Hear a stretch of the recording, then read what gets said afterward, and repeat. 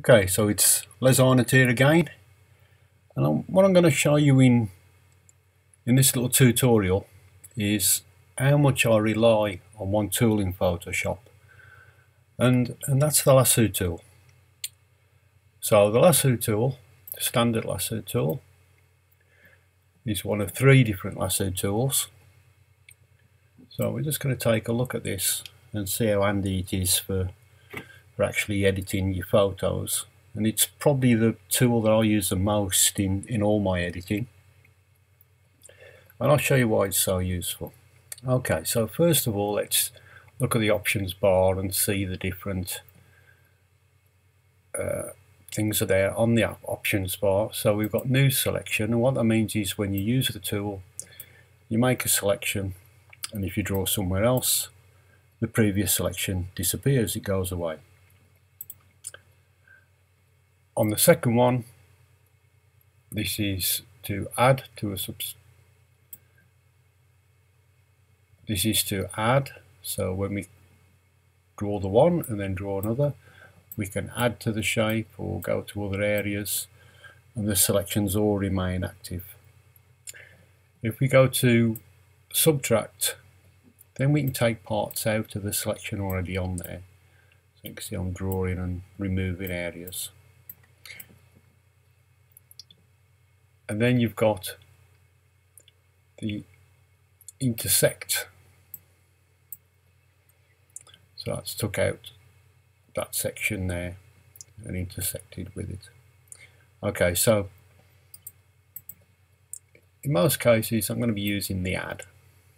So I'm going to just click on the add selection on that. The feather is really important, especially with the way I use the tool. Now, what I'm going to show you now is to remove this part of the tree on the right hand side there. It's a little bit messy, a little bit distracting, so I want to get rid of that. So I'm making sure that the feather is set on 0, and I'm just going to draw very roughly around this area, and this really depends on your background and how much you're selecting, how successful it is, but I'm hoping it should work on this, because I'm going to use it to remove this. So I'm drawing outside box now to make sure I include right to the edge, and I'm on add, so if there's any parts I think I've missed, I can just touch those up by drawing over them. Now we want to use the fill option, and to do that we hold down the shift key on the keyboard, and while it's depressed we press the backspace key, and that brings up the fill box. Now at the moment it's on what I want, it's content aware, but if it wasn't, you would click on there and you can see the different selections on there. So make sure we're on content aware, opacity 100%, and we click on OK, and this tries to calculate now. You can see it's done a perfect job more or less. So if I right click, deselect, you can see I've done quite a good job on that. And I say it depends on your background how successful that is. So that's one use of the lasso tool, to select an area, to use the content aware, or to fill an area with a colour or whatever. Now I'm going to do a little scenario with this. So let's say I'm creating a black and white image. So let's go and do that. I'm going to view the layers. Always do when I'm working on images, always copy the background layer to start. Now, black and white. The way I create my black and white images is I go to the adjustments, and I click on solid color, and I make sure that it's either black or white. It doesn't matter, but it's got to be pure black or white. So I'll go straight into the corner and I'll click on OK. And then the layer mode, which is on normal at the moment, I also change that to color. And this gives the best form of black and white in my opinion. It gives you the true luminance of the actual picture. And I've done extra videos on that, so I'm not going to go into that, but this is the method that I use. Now I'm going to click on the layer below that. When we've got an image like this, basically I want to adjust the light. Now what we're going to look at now on the options bar is the feather, and at the moment it's still on the 0. Now if I've got a full-sized image like this straight from the camera, it's not cropped in any way, I'm going to be using a feather of around 70. So what that is a really soft edge when you feather the edge out, so it's nice and soft. So I can just put a new layer on this. This is nothing to actually do with the exercise, but if I put a new layer on there and I make a selection with the feather on at 70, and I'll just colour that in, you can see the soft effect that it gives. So that gives you an impression of the selection that it's making. So it's going softer on the edge. So let's go back to that tool and let's make a selection of around 100. And I'll draw another one. And then we fill that in. Deselect that. So when we take it down to 0 and we make a selection, we colour that in, you see you've got the hard edge. So you see the effect that you're giving. So how do we use this? Okay, so I'm going to get rid of that layer now. And it doesn't matter really which layer I'm on, as long as I'm towards the top. I'm on the top image layer, or I could be above the colour fill. I like to be below it in this case though. And I'm going to put that fill back up. Let's get back on the tool. So when I'm using it for this use, which I'm going to show you in a moment, I want this to be quite large. I want it to feather out, so a nice soft effect. And all we're going to do is to use this tool and the curves tool to actually edit parts of the picture, to add light or to make things darker. So a bit like dodging and burning. So what I want to do, I want to lighten this area. So I'm going to draw around it.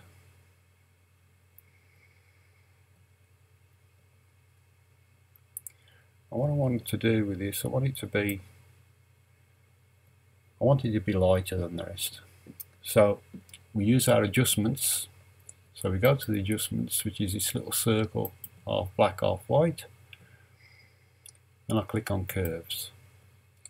Now all we're going to do with these curves, I'll leave it there, is I'm going to go to the middle and either raise it or bring it down to adjust the light. Now the adjustments are very, very slight. I don't want to go over the top. So I'm bringing that up slightly. Okay. Now I'll just draw another area. I want this area to be darker. So I'm going to draw around this area.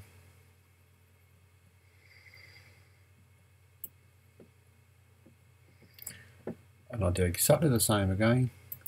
I'll go back and I'll get another curve and I'll drag it the opposite way. I'll bring it down slightly.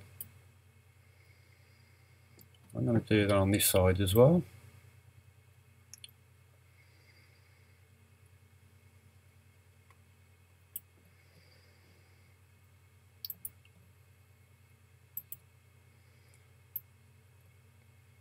I'm going to make that dark.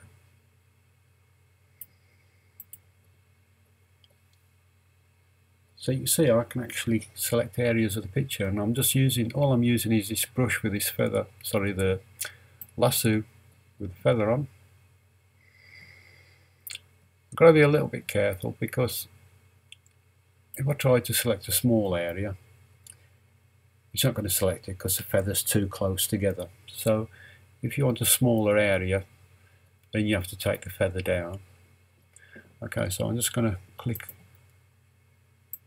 on another curve. I'm just going to Just see it's very slight.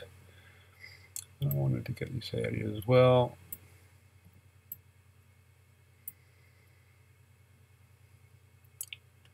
The curve.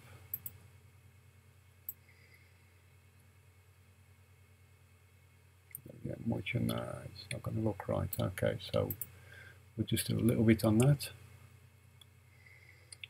And we could say the sky.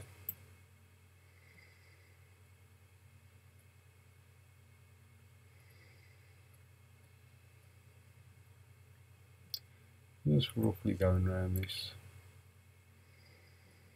So I've got this big edge on it. I'm just clicking on that. Just add these little bits. I'm not trying to get right up to that because it's going to be a very slight adjustment. So again, I go to the curves. I'm just dragging that down a little bit, just a tiny bit, just to emphasize that cloud. So very slight. Now let's see if I can do this bit. Now this bit, I'm going to reduce the feather down. Let's try about 50 because it's quite narrow. But I still want that soft edge.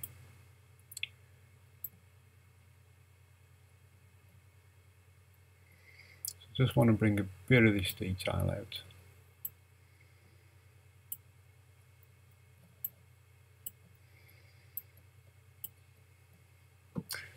Okay, and then again, back to curves, that's all we're using. And I can bring a bit of that detail out.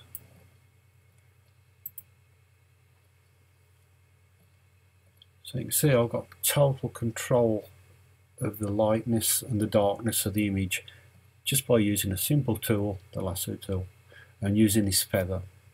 And that is probably my biggest use of the lasso tool on all my images. I use that in that perspective. We can see that we've got all these curve adjustments that we've made. So that part is on the tree there, tree left hand side. So I'll actually type that in.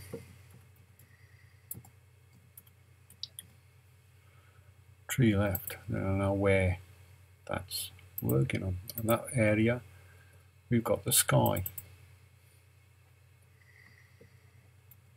So I'm double clicking on that, just type in sky. This one is just a tiny bit, actually that didn't work that well, so I'm actually going to delete that one. This one is on the right hand tree.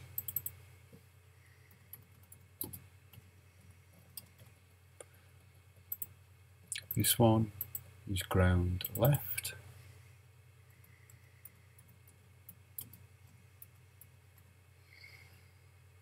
This one is ground right.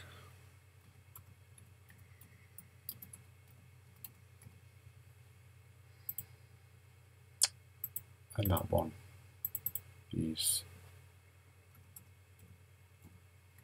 the front tree trunk. So just naming these, we know exactly what areas we're affecting, and the beauty of that is we can alter the opacity of these. If it's too bright or not bright enough, we can alter it.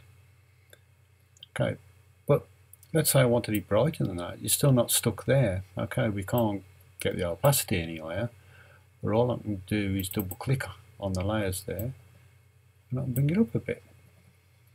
I didn't want it that bright, but that's just to show you you can edit this. And if it's too bright now, I can bring the opacity down. So sometimes it's a good idea to go a little bit higher than you want, and then you can bring down the opacity to suit. Now if we look at the sky, let's say I wanted to bring some of this darkness. I'm just going to make that a little bit darker actually. If we, just to emphasize this, I probably probably wouldn't go quite that much, but remember we can reduce the opacity of the layer so we can get it back to where it was.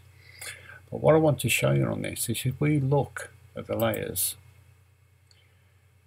if I click on the layer mask there, so these are the masks, the white areas are the parts where it's affecting the image, and the black is the transparent area, where it's got no effect whatsoever. So this shows the area that I selected with the lasso tool, the white area. Now if I use a tool where you've got the blur tool and the sharpen tool, you also got the smudge tool. So I'm going to click on the smudge tool. I'm going to make sure the strength is on 100%, which is full strength. And I'm just going to show you something. So I'm not on the image, I'm working on the mask on this adjustment. And if I just go, I'm going to make the brush a bit smaller. Now you can do that like this by using the options bar, or if you know how to use the keyboard, so to the left of the enter key on the keyboard you've got the parenthesis brackets there, and you can use those two to make the brush bigger or smaller, which is a technique I use mainly. But now what I can do is I can brush, so I'm just very carefully brushing the adjustment close to the edge. You can see I've got not fixed with what I had. I can smudge things around a bit.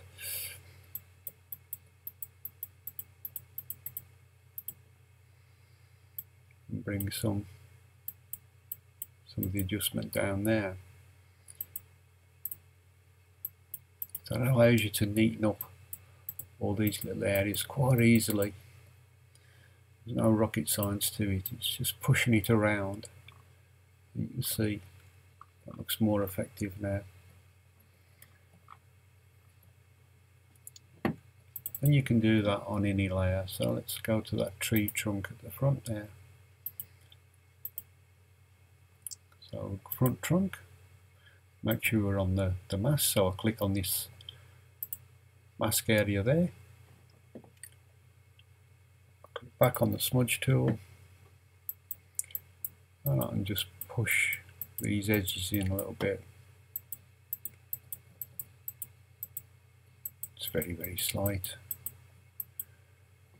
If you wanted to make an area lighter, you could drag out. You can see I can drag out all over here. I can make a bigger brush and push it all back in. You can actually see that moving around the image. So this is how you can neaten things up and just get exactly what you want and get the light to the area that you need.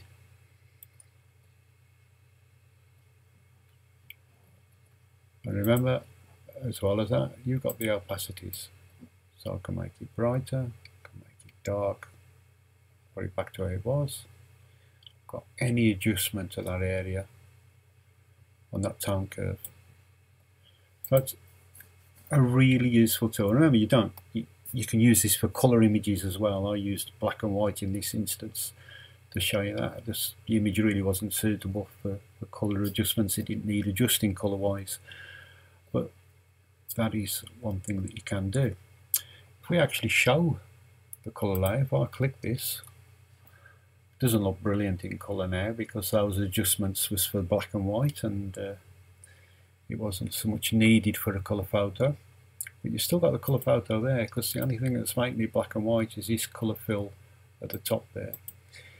And if you wanted it colour and you wanted to suppress the colours a little bit, then you can bring it down and bring, so just changing the opacity, take off that brightness and just get something quite useful, quite usable rather, as a colour photo. So we've got all these editing possibilities. And that tool, of course, we just use it for light, we used it for curves. You can also adjust the colour. So I'm not going to I'm going to leave this off at the moment, so I'll turn this colour fill. Let's leave it on colour for the moment. What I'm going to do, we're going to use the tool again. Let's say I want to tone down this green, so I'm going to, or adjust the colour of the green. So I'm going to make a selection, probably all over this area. And I'm going to bring up the curve again.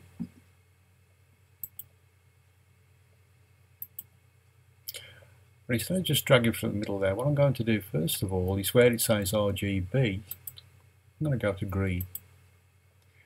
And then when I adjust, it's adjusting the green tone there. I'm actually going to bring it down a little bit and give it this sort of, so you can see we can even adjust using the lasso tool parts of an image, and we can adjust the colour. So there's a lot of options there you can use. Let's see what that looks like now with the black and white back on. Take the opacity back up. Does that make a big difference? Just makes it a bit darker on a black and white image, but it makes a big difference when you're working with the colour. So there's lots and lots of options that you can actually do.